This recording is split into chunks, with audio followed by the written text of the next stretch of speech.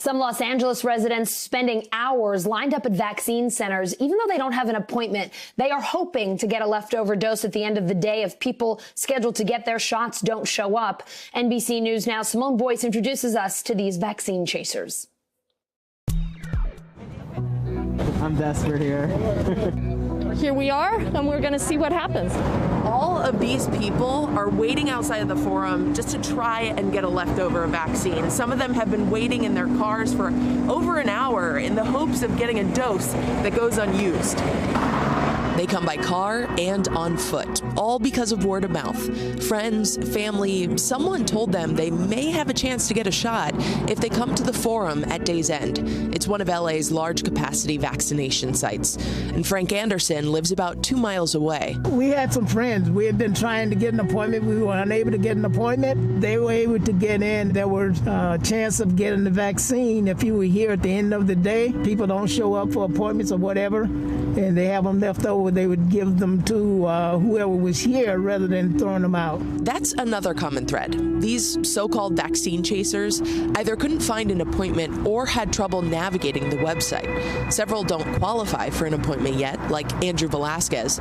But if this works, he'll bring his dad. I'm having difficulty getting an appointment for my father, so I wanted to see how the process is today before I come and bring him to try and, get a leftover vaccine at the end of the day, because I've been trying to get an appointment for the past week for him and it just keeps failing. The website keeps crashing. Sabine Schlosser's elderly parents did get vaccinated through the appointment system. She says staff at the Forum suggested she give this a try for herself. As we were going through, because of the incoming rain, we thought there was a possibility that people might not be coming out for their appointments today, and when we asked, they said it would be worthwhile to come back at 4 and hang out to see if there was leftover shots. Earlier in the vaccine rollout, the strategy may have worked for more people before counties ironed out some of the kinks in their distribution. But now, supply is short.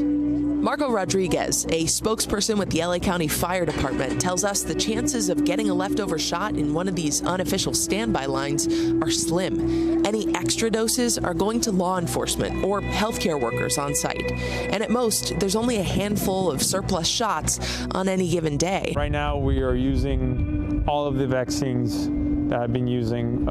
That's why we have an appointment process, and we are vaccinating only people that make appointments. According to LA County Public Health, an average of 10% of appointments are no-shows. Still, the chance, however slim, is enough to keep these vaccine hopefuls coming back. We might come back tomorrow because we don't mind the rain, and it's supposed to be pouring rain tomorrow, so we'll see. Maybe come back tomorrow. You're willing to wait out here in the rain to try to get the vaccine? You bet. Go big or go bipartisan rather. The question for President Biden as he kicks off the week talking COVID relief with 10 Republican senators at the White House. Here is President Biden in the Oval Office. Well, again, thanks for coming down. Thanks for coming down. No, I'm anxious to talk.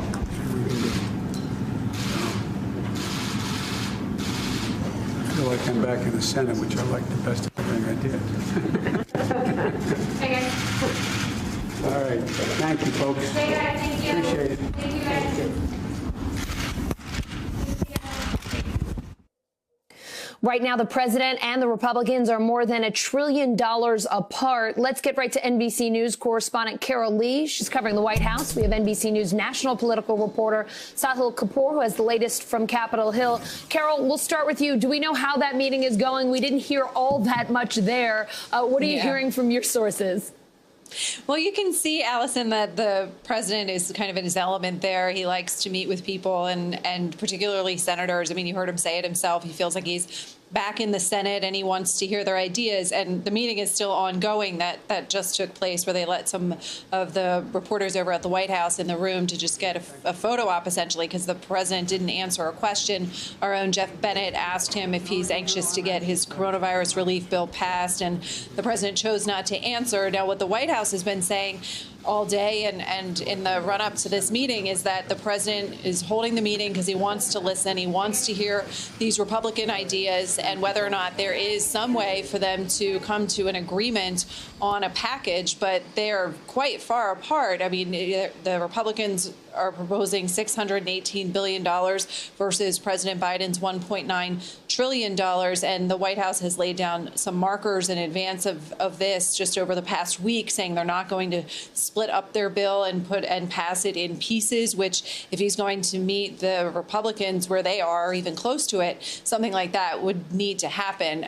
He's also said that their $1.9 trillion is not some arbitrary number, that it's basically, they didn't reverse engineer it. They came up with $1.9 trillion by figuring out what exactly is needed for the economy and for to relief, to get people the vaccine and to get the testing and all the other things that are needed for him to get his arms around this pandemic. So I think we'll probably have some sense of where things stand in terms of whether or not they can get to a bipartisan agreement after this meeting, because these are the only senators who've signed on, who are willing to sign on to something that's bipartisan and with the president.